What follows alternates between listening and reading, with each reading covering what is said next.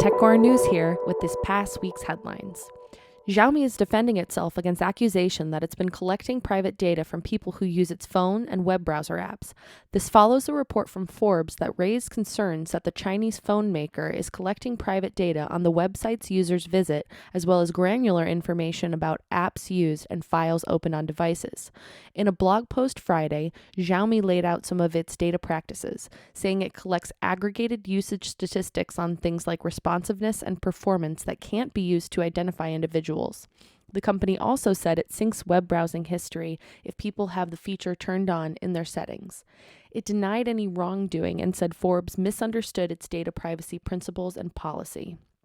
Next up, Army researchers predict quantum computer circuits that will no longer need extremely cold temperatures to function could become a reality after about a decade. For years, solid-state quantum technology that operates at room temperature seemed remote, while the application of transparent crystals with optical nonlinearities has emerged the most likely route to this milestone. The plausibility of such a system always remained in question. On the business side of the tech world, the Union for Kickstarter employees reached an agreement with management on Friday, which provides protections for laid-off workers, the union said in a press release. The crowdfunding company announced in an internal memo April 20th it would likely seek layoffs, along with other cost-cutting measures. CEO Aziz Hassan wrote in the memo that Kickstarter had seen a 35% drop in new crowdfunding projects on the site in the past several weeks, with no clear sign of rebound. Kickstarter United, the union that represents 60% of the company's 140 employees, said that the agreement includes 4 months of severance pay for all laid-off employees, a release from any non-compete agreements for anyone who accepts severance, and recall rights for 1 year. The company will continue healthcare coverage for any laid-off employee for up to 6 months, depending on salary.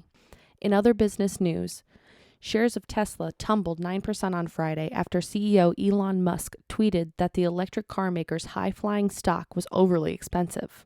Quote, Tesla's stock price is too high, quote, Musk said on Twitter in one of several unusual messages, including one quoting part of the U.S. national anthem and saying that he would sell almost all his physical possessions. The subsequent share drop erased around $13 billion from Tesla's market value and nearly $3 billion from the value of Musk's stake. Still, shares remain up almost 50% from the start of April. More than 2 hours after the tweets began, Tesla had not responded to requests for comment. Twitter also declined to comment. The Wall Street Journal reported that Musk had responded to an email asking whether he was joking or whether his tweet was vetted by saying, quote, no. Last up, ransomware has emerged as one of the top threats facing large organizations over the past few years, with researchers reporting more than a 4-fold increase in detections last year.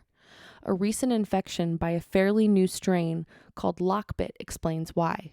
After it ransacked one company's poorly secured network in a matter of hours, leaders had no viable choice other than to pay the ransom.